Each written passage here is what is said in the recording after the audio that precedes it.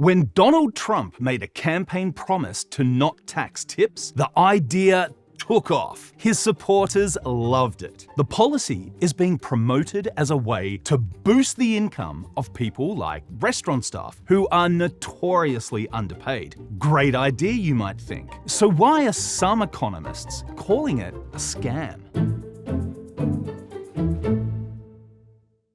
Tipping has been a major part of the American consumer experience for decades. But after COVID and the rise of electronic banking, it's become endemic, spreading to other service industries like deliveries and garage repairs. Trump saw and seized an opportunity. We've come here today to talk about the biggest promise I think that the restaurant workers have had in a long time, and that's no tax on tips. And in our case, we mean it. It's a vote winner, right?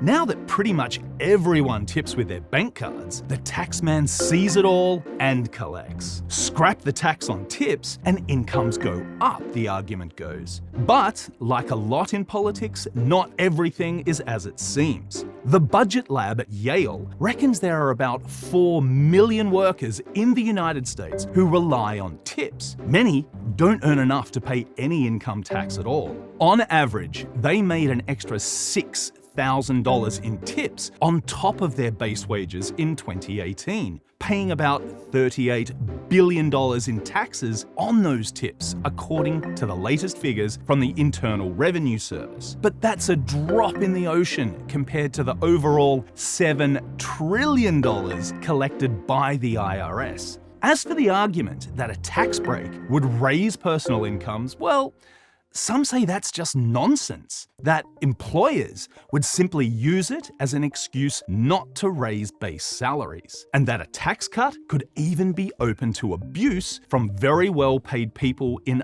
other industries. There's not really much of a guardrail to prevent someone from turning wage income into tips. So you can imagine a hedge fund manager, they talk with their client and say, look, you know, it'll save me some money if, wink, wink, nudge, nudge, why don't you tip me instead of just paying my normal fee? And all of a sudden, it's tax-free for them.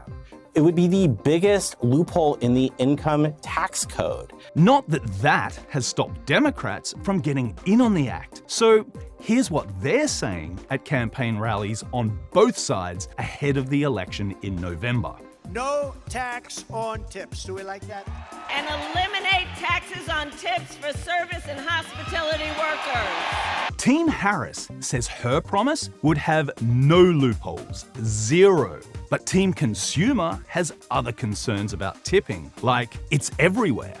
It's all become too much. Just take a look at social media. I think tipping culture has gotten out of control in the United States. What is with tipping these days? As somebody who used to work in the service industry, Please enlighten me. You absolutely should tip somebody whom is serving you. What this whole argument over tipping has done is focus attention on how little some workers are being paid. All but 7 states in the US have a minimum wage that's lower for people who earn tips, a lot lower. The federal minimum wage is $7.25 an hour. It's been that since 2009. But the minimum for tipped workers is just $2.13. But when all's said and done, many of the tax cuts brought in by Donald Trump when he was president expire in 2025. That means whoever wins the presidential election will have to either fight to extend the legislation or let it lapse. Either way,